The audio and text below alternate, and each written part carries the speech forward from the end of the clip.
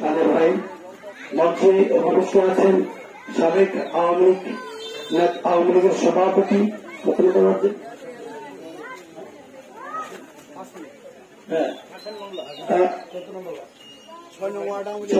আওয়ামী লীগের সাবেক আওয়ামী লীগের সভাপতি অত্যন্ত ত্যাগী মানুষ, দক্ষ ব্যক্তিত্ব, সুনামধন্য মানুষ জনাব হাশিমুল্লাহ ভাই।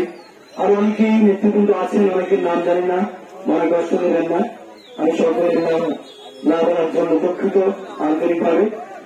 অ্যাকচুয়ালি আপনারা জানেন এখানে বক্তৃতার আরো আছেন আবুল কালাম তাজিদুল ভাই।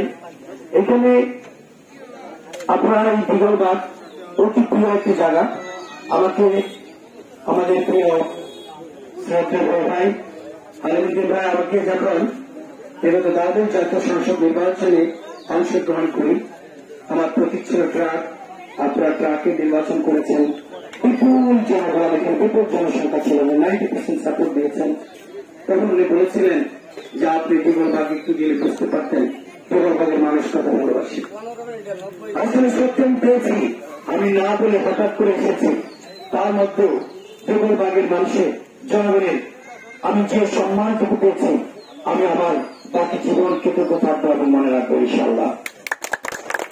আমার জীবনে যদি কোনোদিন কোন সময় আসে, সুযোগ আসে, আমি যদি কোন সরকারি চেয়ারে বসতে পারি এবং কোন দায়িত্বে আসতে পারি, এই দিগলবাগের মানুষের যে দুঃখ দুর্দশা যে বেদনা, তাদের যে আশা আকাঙ্ক্ষা, আমি তা পূরণ করবো ইনশাআল্লাহ। আমি কথা দিলাম।